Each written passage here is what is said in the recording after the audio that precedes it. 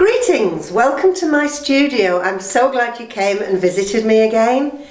I don't know about you, but when you watch people on YouTube, you kind of get an opinion of who they are and their demeanour, and you really feel like you know them a little bit.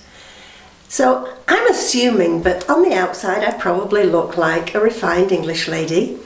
I'm no spring chicken, but you know what? Looks can be deceiving. I like to do really grubby stuff, and today's little experiment really pulls that into focus.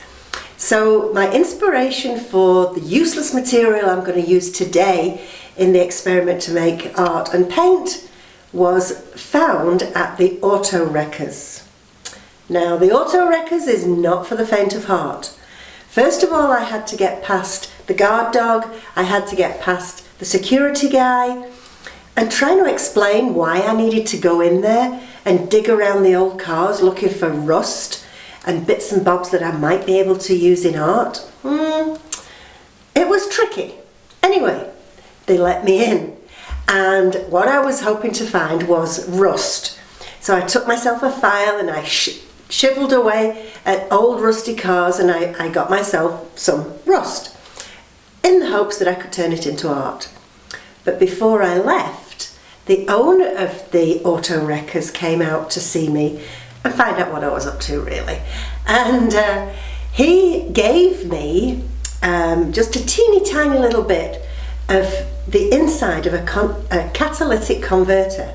Now he explained that this is really expensive stuff and very, very valuable. So what he gave me was a tiny, tiny amount. But he said he thought I'd be able to make paint out of it.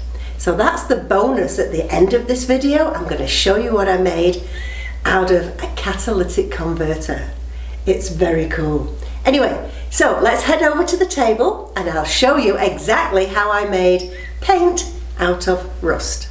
So here we are at the table, and like I said, what I went to the Auto Wreckers for was some rust. Now this is some of the rust that I found. Some of them are big bits, but what I'm going to try and do is grind this rust into a fine enough powder that we can turn it into paint. So there's some that I've done. This takes quite a long time, and some of it I've got to bash with a hammer. So what I've done is I've got my trusty little jar, and here is some I prepared earlier. So I'm going to this is only a short video today. So what I'm going to do is I'm going to just show you what it looks like as a powder. So this is the rust when it's been pummeled and ground, and now it is very, very fine. And as usual, I can take my gum arabic and add a little bit and turn it into paint. So we're just going to add a few drops of gum arabic to our little palette here.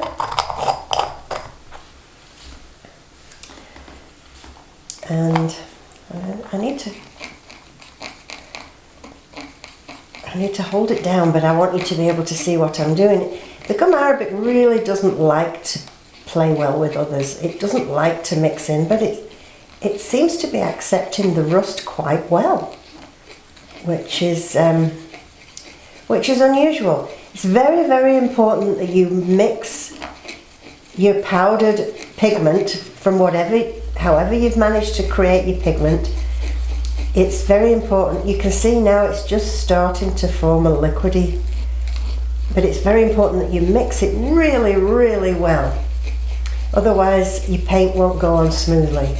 You won't get an even colour throughout each brush stroke. Okay, so when you've done that and it's mixed really well, you're going to set it aside overnight so that it can harden, and then you can use it like a watercolour paint. And I was quite surprised at how successful the rust paint really was.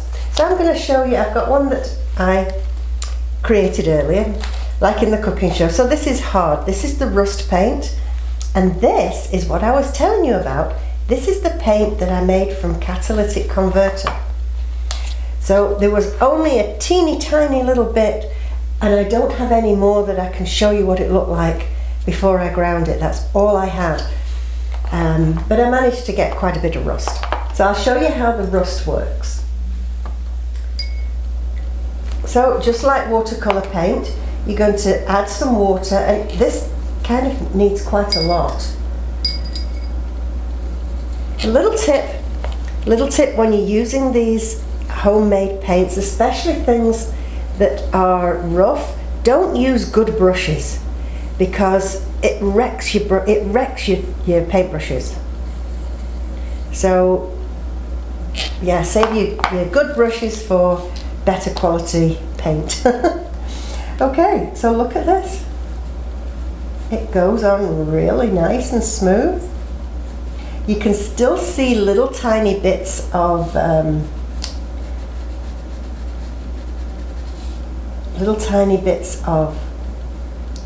guess, well, rust. That's exactly what it is, right? And you can still see little tiny bits of that. So I'm not going to paint the whole thing here. What I am going to do is I'm going to come back, I'm going to turn the camera off and finish painting this little piggy, and then I'll show you what he looks like when he's finished. But I just wanted to show you how, oh, one more thing. So here on his face, I don't want it as dark, so I'm just adding water to begin with. And just a touch of paint, so that I can have, and this is dry already, so if I wanted to make his ear really dark at the end, I could add a little bit more paint and it'll build up.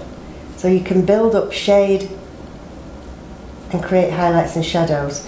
And when you're painting with just one colour, that's all you've got, is highlights and shadows. But somebody once told me that that's all art really is. If you can master the illusion of highlights and shadows, you can give your, whatever it is you're painting, shape and form. Okay, so I'm going to leave it here.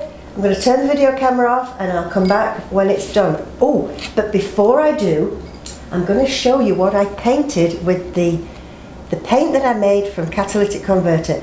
It was exactly the same process. I ground it up, added gum arabic and let it set overnight. And this is what I painted with it. Isn't that pretty? Isn't that pretty? I'll show it again at the end so you get a better look at it, but for now I'm going to turn off the camera and I'm going to finish painting my little pig and I'll come back. So there he is. There's our finished little piggy, and I think he's really cute. So that was kind of inspiring, hey? That you can make art and paint out of such useless items. I hope when you come and watch my little videos, it inspires you to see the world maybe slightly different, but most of all, see possibilities to create art and beauty out of what are seemingly useless items. That's my whole purpose for this quest, is to, I guess, see the possibilities, that there is beauty in absolutely everything. So thank you for joining me. Don't forget, hit the subscribe button before you leave so you don't miss any more of these videos. And I hope you have a wonderful day.